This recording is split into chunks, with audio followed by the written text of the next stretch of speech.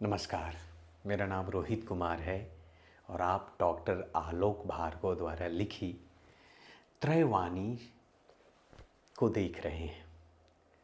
इस त्रयवाणी के 14वें अध्याय में मौन यानी शक्ति, प्रकाश और आत्म अनुशासन के बारे में लिखा गया है। मौन को अक्सर लोग कमजोरी समझ लेते हैं, लेकिन वास्तव में मौन सबसे बड़ी शक्ति है। जहाँ शब्द थक जाते हैं वहाँ मौन काम करता है। जिस प्रकार दीपक बिना शोर किए अंधकार को हर लेता है, उसी प्रकार मौन बिना विवाद किए जीवन को दिशा देता है। तो आज हम समझेंगे मौन और विचार का संबंध। कहा जाता है, डॉक्टर आलोक भार्गव कहते हैं कि विचार एक दीपक है और मौन उसका तेल। यदि तेल ना हो तो दीपक बुझ जाता है। आज मनुष्य के पास विचार तो बहुत हैं, लेकिन मौन नहीं। इसीलिए विचार भटकते हैं, स्थिर नहीं रहते हैं, मन अशांत हो जाता है।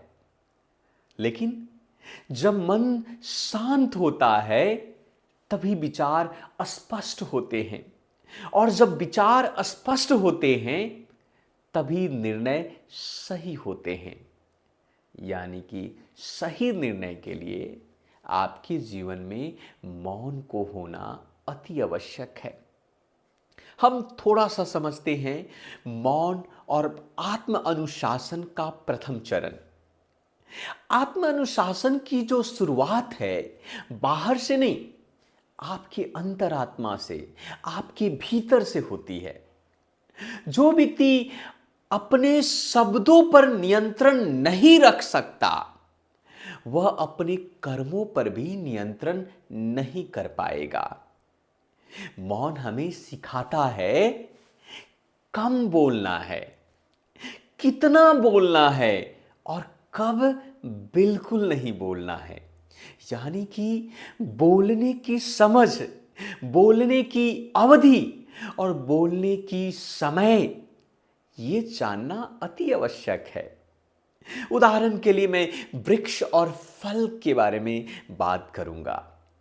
फलदार वृक्ष झुक जाता है और खोखला वृक्ष सीधा खड़ा रहकर आवाज करता है। जो भीतर से भरा हुआ है वह शांत रहता है, जो भीतर से खाली है वह शोर मचाता है। वैसे जैसे चोर मचाए शोर, मौन व्यक्ति की गहराई का प्रमाण यही है। तो हमें आपको अंतरात्मा से सोचने और समझने की आवश्यकता है। मैं आपको एक बात बताना चाहूंगा, मौन और अहंकार में भी एक संबंध है। अहंकार शब्दों से जीता है और आत्मा मौन से। जहां मैं बोलता हूं, मैं यानी कि अहंकार, और जहां अहंकार बोलता है वहां सत्य दब जाता है, और जहां मौन होता है वहां सत्य स्वयं प्रकट होता है।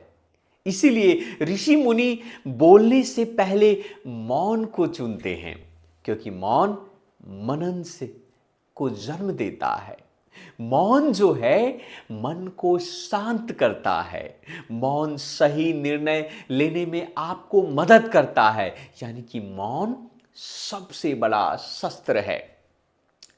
मौन कमजोर का हथियार नहीं, बल्कि सबसे संयमित योद्धा का शस्त्र माना जाता है। कठोर शब्द सामने वालों को घायल करते हैं, लेकिन मौन उसे सोचने पर मजबूर कर देता है। कई युद्ध तलवार से नहीं, मौन से जीते गए हैं, क्योंकि जीवन में मौन का प्रयोग करना अति आवश्यक है। क्रोध आए, अगर आपको क्रोध आ रहा है तो मौन धारण करो। अपमान मिले तो भी मौन धारण करो। भ्रम हो तो भी मौन को धारण करो। निर्णय लेना हो तो भी मौन को धारण करो।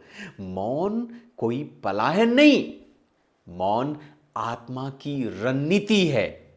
और मैं अंतिम सत्य जो मैं आपको बताने जा रहा हूं, वो अंतिम सत्य कहा जाता है, मौन भागने का रास्ता नहीं, मौन भीतर उतरने का द्वार है। और जो व्यक्ति मौन को समझ लेता है वह स्वयं को समझ लेता है।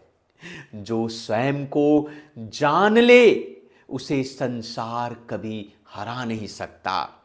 क्योंकि क्योंकि शब्द बाहर बदलते हैं और मौन भीतर। तो मौन रहकर मनन करे और अपने जीवन की मंजिल को प्राप्त करे।